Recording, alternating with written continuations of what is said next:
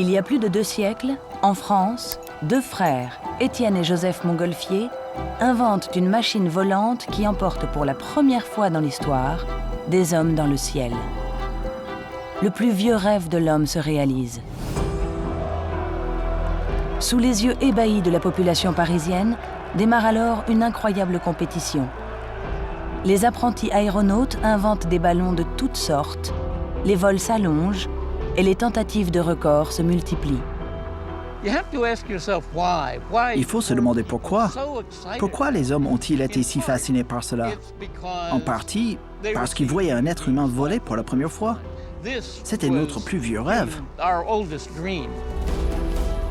Aujourd'hui, dans une prairie du nord de l'Ardèche, à l'endroit même où cette aventure a commencé, une équipe de passionnés et de pilotes de montgolfières a décidé de suivre les traces de ces glorieux inventeurs. On le sort tel qu'il est là. Attention, il y a plein de suspentes partout. Depuis plusieurs mois, ils ont cherché les techniques et les matériaux utilisés par leurs prédécesseurs. Puis, ils ont passé des semaines à reconstruire le ballon qui fut le premier à quitter la Terre. Mercedes Taravillo et Guillaume de Montgolfier, l'un des descendants des célèbres frères, sont fabricants de ballons modernes. Ils en ont construit plus d'une centaine. Au moment où se prépare l'envol de cette réplique, ils espèrent avoir répondu aux questions qui se sont posées tout au long de leur travail. Comment le rêve des pionniers a-t-il pu prendre forme? Comment ont-ils confectionné leurs ballons et trouvé le chemin du ciel? Et quels ont été les instants les plus marquants de la conquête de l'air?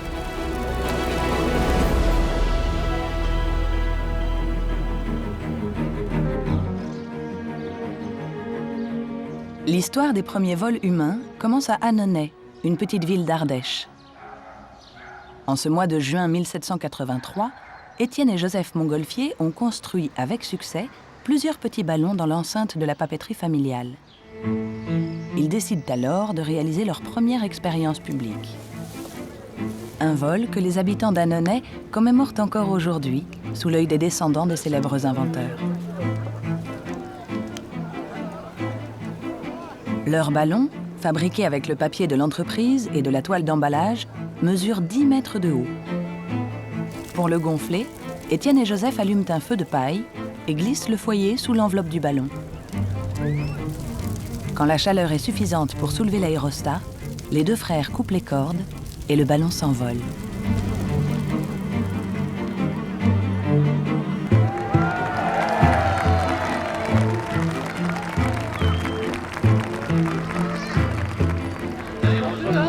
Pas de problème.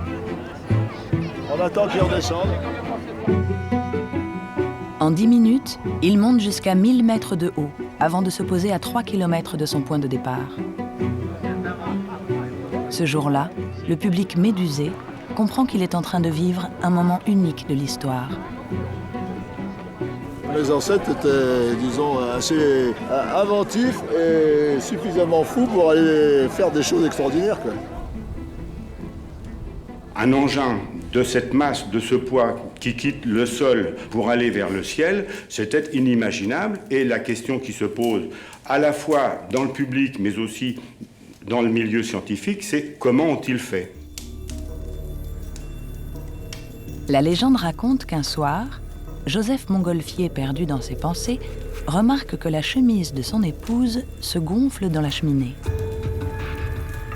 La chemise enfle, virevolte, puis, un court instant, semble même s'envoler légèrement, avant de s'affaisser.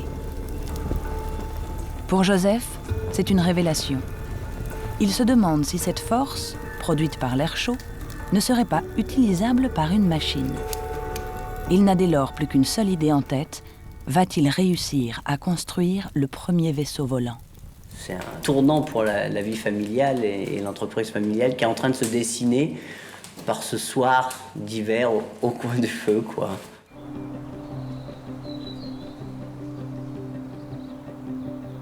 Joseph débute son travail en fabriquant des petits ballons en papier qu'il lance, avec son frère Étienne, à l'abri des murs du château de Brogieux.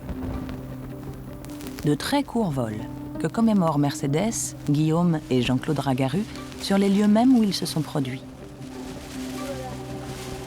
Grâce à leur intuition, les ancêtres de Guillaume ont su quitter la terre ferme. Mais comment ont-ils dessiné, fabriqué et piloté leur future machine? Ces questions sont à l'origine de l'idée sans doute un peu folle de l'équipe. Reconstruire le premier ballon qui fut capable d'emporter 2 hommes dans le ciel.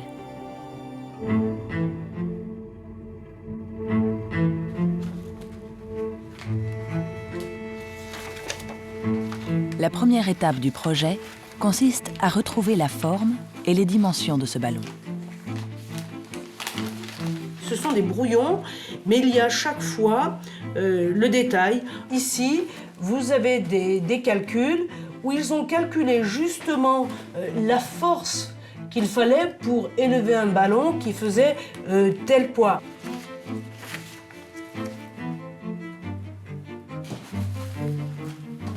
Mais dans ces innombrables pages de calcul, aucun croquis ne permet à l'équipe de découvrir la forme exacte de l'aérostat. Pour Jean-Claude, seul un dessin de Joseph Montgolfier, détenu par le musée de l'air et de l'espace du Bourget, montre l'aspect du ballon à construire. On a un cône dans la partie supérieure, un cylindre ici et un tronc de cône dans la partie inférieure. Bon, ça ressemble tout de même à la montgolfière que l'on va connaître. Et si tu réalises ce ballon-là, tu n'as pas de problème. Empiriquement, Joseph a calculé les dimensions de ce ballon capable d'emporter 2 hommes. Il doit faire 23 mètres de hauteur et 15 mètres de diamètre. Un monstre de toile et de papier, aussi haut qu'un immeuble de 8 étages.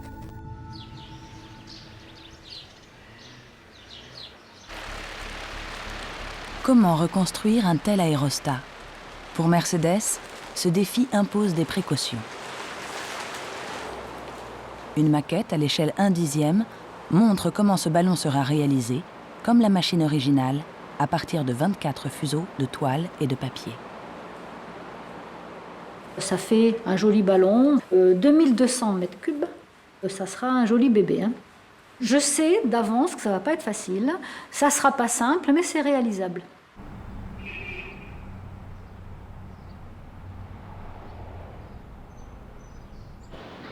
La nouvelle de la reconstruction du ballon des frères Montgolfier a traversé l'Atlantique. Le conservateur du musée de l'air et de l'espace de Washington, Tom Crouch, est un passionné d'aérostation. Reconstruire le ballon des Montgolfier est un problème considérable. Le premier ballon, celui de 21 novembre, fait plus de 20 mètres de haut et 15 de diamètre. C'est énorme.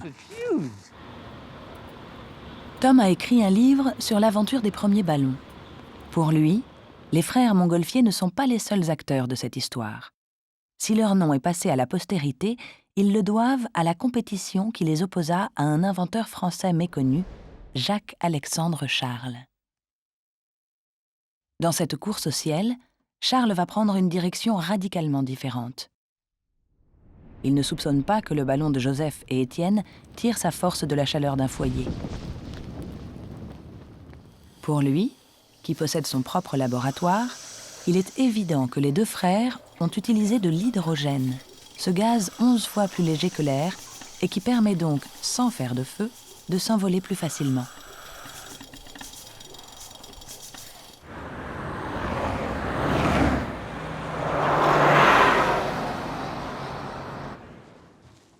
À Londres, Tom a retrouvé des lettres qui rapportent les expériences de ce concurrent redoutable.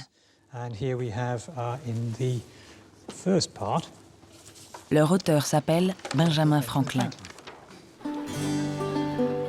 Le diplomate américain est alors en France pour négocier l'indépendance de son pays.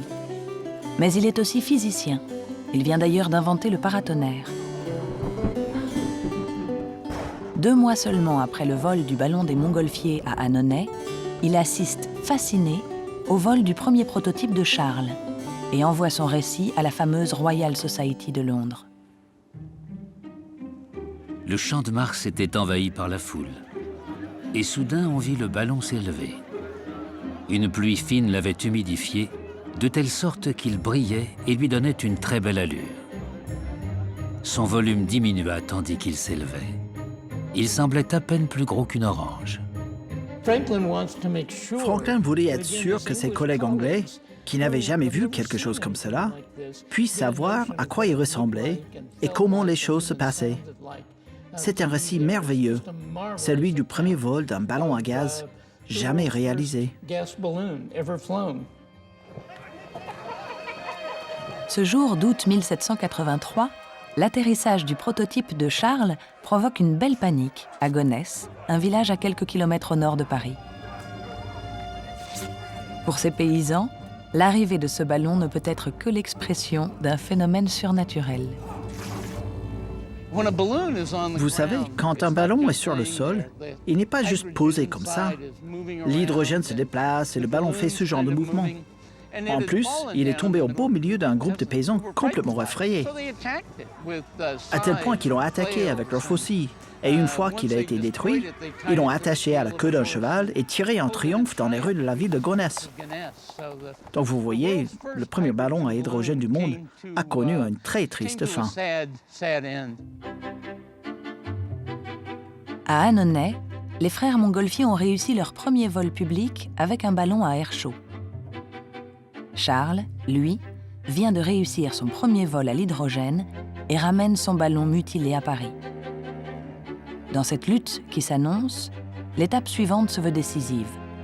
Qui sera le premier homme à monter à bord d'une machine volante ?